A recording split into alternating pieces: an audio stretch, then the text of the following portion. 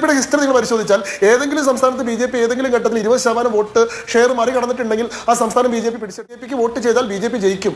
എൽഡിഎഫിനെ തോൽപ്പിക്കാൻ ഇപ്പോൾ യുഡിഎഫിനെ വോട്ട് ചെയ്യേണ്ട ആവശ്യമില്ല. ഇവിടെ ഒരു വിന്നബിലിറ്റി എന്ന് പറയുന്ന സംഗതി ബിജെപിക്ക് വോട്ട് ചെയ്താലും ബിജെപി ജയിക്കില്ല. അതുകൊണ്ട് എൽഡിഎഫ് തന്നെ ഭരിക്കും. അതുകൊണ്ട് യുഡിഎഫിന് വോട്ട് കൊടുക്കാമെന്ന മനോഭാവത്തിൽ നിന്ന് മാറി നിങ്ങൾ വോട്ട് ചെയ്താൽ ബിജെപിക്ക് ജയിക്കാൻ പറ്റുമെന്നും ജയിച്ചാൽ ഞങ്ങൾക്ക് മാറ്റം കൊണ്ടുവരാൻ പറ്റുമെന്നും കാണിക്കുന്ന രാഷ്ട്ര സ്ഥാപനം നടത്തണം, ഇസ്ലാമിക രാഷ്ട്ര സ്ഥാപനം നടത്തണം എന്ന് വാദിക്കുന്ന മൗലാന മൗദൂദിയുടെ ജമാഅത്തെ ഇസ്ലാമിയുടെ രാഷ്ട്രീയ പാർട്ടിയുമായിട്ടും ഈ രാജ്യത്തിന്റെ ഐക്യത്തിനും അഖണ്ഡതയ്ക്കും പരമാധികാരത്തിനുമെതിരെ സായുധമായിട്ടുള്ള വിപ്ലവം സംഘടിപ്പിക്കാൻ ശ്രമിച്ചു എന്നതിന്റെ പേരിൽ കേന്ദ്ര ആഭ്യന്തര മന്ത്രാലയം നിരോധിച്ചിട്ടുള്ള PFIയുടെ രാഷ്ട്രീയ പാർട്ടിക്ക് എല്ലാം പിന്തുണ കൊടുക്കുകയും അവരുടെ പിന്തുണ നിർലജ്ജം സ്വീകരിക്കുകയും ചെയ്യുന്ന കോൺഗ്രസ് എങ്ങനെയാണ് ഈ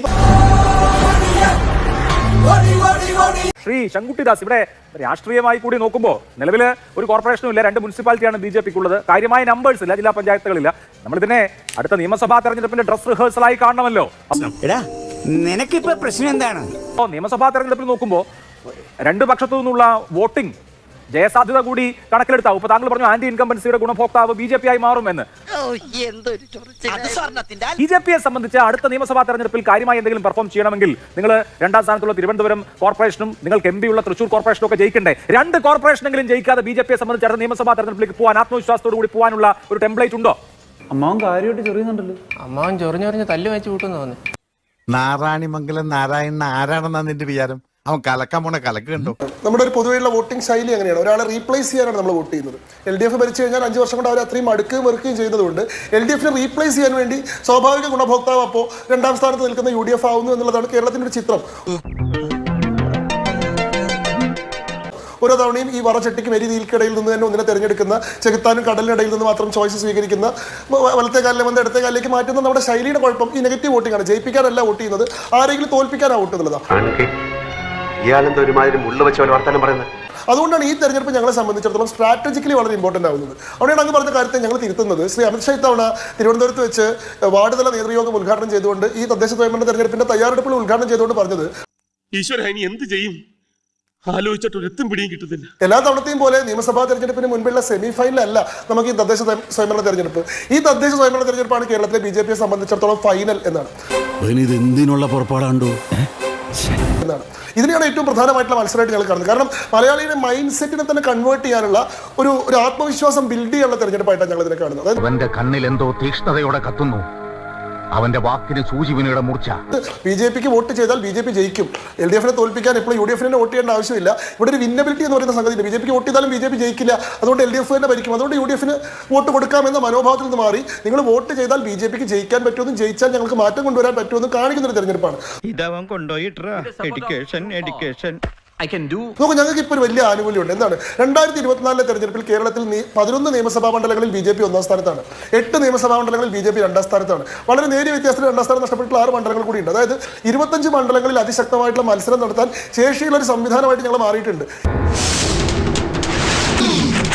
20% വോട്ടിലേക്ക് ഞങ്ങൾ എത്തിയിട്ടുണ്ട്. 20% എന്ന് പറയുന്നത് വളരെ പ്രധാനമാണ്. സെഫോളജിയിൽ 20% ബാരിയർ എന്ന് പറയും. ഏതെങ്കിലും ഒരു പാർട്ടി 20% കടമ്പ മറികടന്നാൽ പിന്നെ അത് കേവലം ഒരു പൊളിറ്റിക്കൽ പാർട്ടിയല്ല, അതൊരു സോഷ്യൽ ഫോഴ്സ് ആണ്. എന്താ എന്റെ ഉദ്ദേശം? സമൂഹത്തിന്റെ എല്ലാ തലങ്ങളിലും സ്വാധീനം ചെലുത്താൻ കഴിയുന്ന, അവരെ മാറ്റി നിർത്തിക്കൊണ്ട് ആ സമൂഹത്തിൽ ചർച്ചകൾ സാധ്യമല്ലാത്ത രീതിയിൽ ഒരു ശക്തിയായി മാറുന്ന BJPയുടെ ഹിസ്റ്ററി നിങ്ങൾ പരിശോധിച്ചാൽ ഏതെങ്കിലും സംസ്ഥാനത്ത് BJP ഏതെങ്കിലും ഘട്ടത്തിൽ 20% വോട്ട് ഷെയർ മറികടന്നിട്ടുണ്ടെങ്കിൽ ആ സംസ്ഥാനം BJP പിടിച്ചെടുത്തിട്ടുണ്ട്.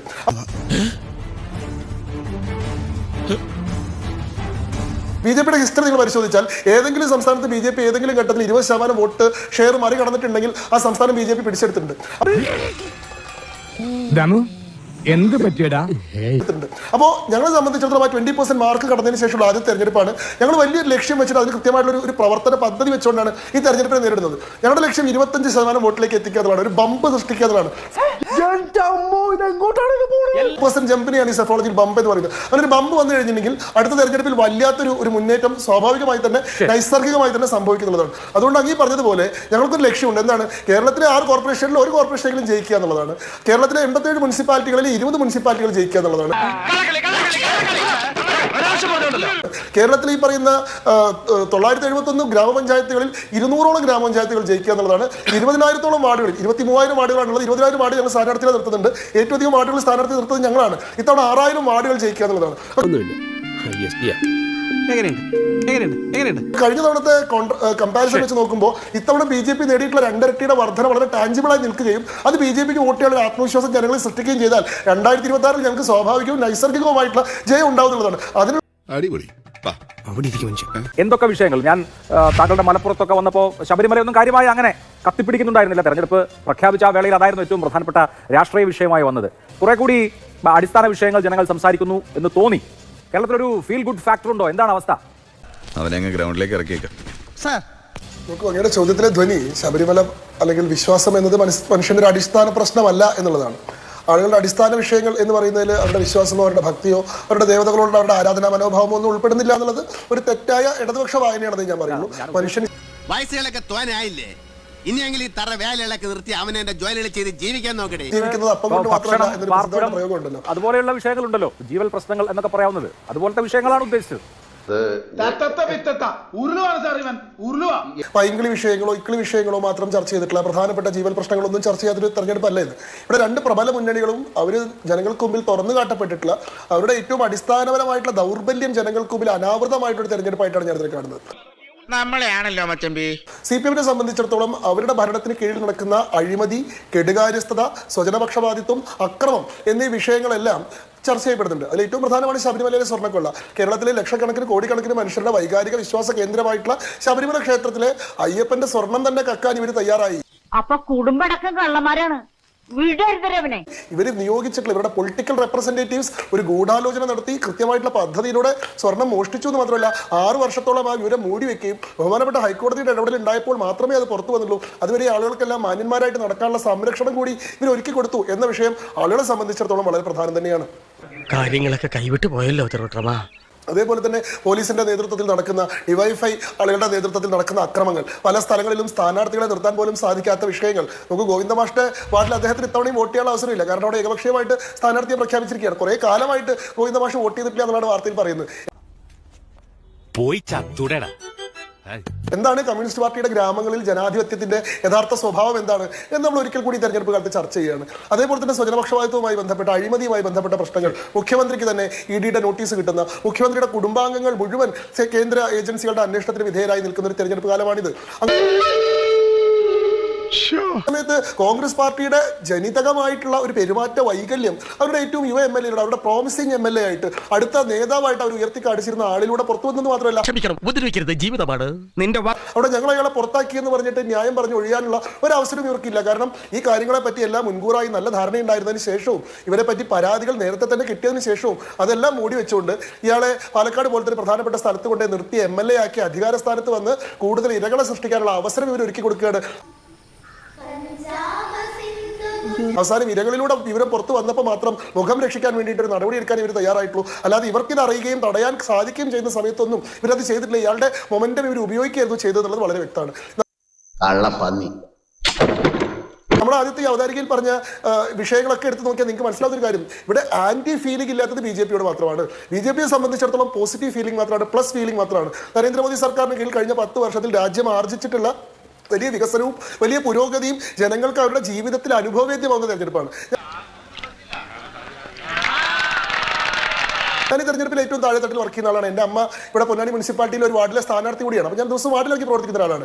എൻ്റെ അനുഭവത്തിൽ 1450-1500 ആളുകളുള്ള ഒരു വാർഡിൽ കേന്ദ്ര സർക്കാരിൻ്റെ 2-3 പദ്ധതികളുടെയെങ്കിലും ഗുണഭോക്താക്കളായിട്ടുള്ള ആളുകളുടെ എണ്ണം ഏറ്റവും ചുരുങ്ങിയത് 600 ആണ്. ഏറ്റവും പ്രധാനമായിട്ടുള്ള വിഷയം ഇവിടെ നോക്കും, ഇവിടെ വളരെ സ്ട്രോങ് ആയിട്ടുള്ള ആന്റി ഇൻക്യുബൻസി ഉണ്ട്. LDF സർക്കാരിനെതിരെ അവരുടെ ജനദ്രോഹ നയത്തിനെതിരെ ശക്തമായിട്ടുള്ള വികാരമുണ്ട്. പക്ഷെ എല്ലാ തവണത്തെയും പോലെ ആ വികാരം ഇത്തവണ UDF-ന് അനുകൂലമാവുന്നില്ല എന്നുള്ളതാണ്. ആന്റി LDF ഫീലിംഗിന്റെ നാച്ചുറൽ ബെനിഫിഷ്യറി UDF ആണ് അല്ലെങ്കിൽ കോൺഗ്രസ് ആണെന്നുള്ള ചിന്ത ജനങ്ങൾക്ക് ഇല്ല. കാരണം ഇവർ രണ്ടുപോലും ഒരുപോലെ കറക്റ്റാണ്. നോക്കൂ, ശബരിമലയിലെ സ്വർണ്ണം കൊള്ള ചെയ്തിട്ടുള്ള വിഷയത്തിൽ വിരോധമുള്ള ഒരു ഭക്തൻ എങ്ങനെയാണ് ക്ഷേത്രം എന്ന് പറയുന്നത് വേശ്യാലയത്തെക്കാൾ നീചമാണ്, അവിടെ സംഭാവന കൊടുക്കുന്നത് വേശ്യാലയത്തിന് പണം കൊടുക്കുന്നതിനേക്കാൾ മോശമാണെന്ന് പറയുന്ന മൗദൂദിയൻ ആശയങ്ങൾക്ക് പിന്തുണ കൊടുക്കുന്ന കോൺഗ്രസിന് വോട്ട് കൊടുക്കുക എങ്ങനെയാണ്? അതും ശരിയാണല്ലോ. രാജ്യത്തിന്റെ സ്വഭാവത്തെ, മതേതര ജനാധിപത്യ സ്വഭാവത്തെ മാറ്റിയിട്ട് ഒരു മതരാഷ്ട്ര സ്ഥാപനം നടത്തണം, ഒരു ഇസ്ലാമിക രാഷ്ട്ര സ്ഥാപനം നടത്തണം എന്ന് വാദിക്കുന്ന മൗലാന മൗദൂദിയുടെ ജമാഅത്തെ ഇസ്ലാമിയുടെ രാഷ്ട്രീയ പാർട്ടിയുമായിട്ടും ഈ രാജ്യത്തിന്റെ ഐക്യത്തിനും അഖണ്ഡതയ്ക്കും പരമാധികാരത്തിനുമെതിരെ സായുധമായിട്ടുള്ള വിപ്ലവം സംഘടിപ്പിക്കാൻ ശ്രമിച്ചു എന്നതിന്റെ പേരിൽ കേന്ദ്ര ആഭ്യന്തര മന്ത്രാലയം നിരോധിച്ചിട്ടുള്ള PFIയുടെ രാഷ്ട്രീയ പാർട്ടിക്കും എല്ലാം പിന്തുണ കൊടുക്കുകയും അവരുടെ പിന്തുണ നിർലജ്ജം സ്വീകരിക്കുകയും ചെയ്യുന്ന കോൺഗ്രസ് എങ്ങനെയാണ് ഈ പറയുന്ന വളരെ പ്രധാനമായിട്ടുള്ള രാഷ്ട്രീയ പ്രശ്നം? അനിയാ പോട്ടെ, അമ്പിമനെ പോട്ടറാ. സാറേ ഒന്നും വിചാരിക്കില്ലേ മക്കളെ, മാമനോടൊന്നും തോന്നല്ലേ?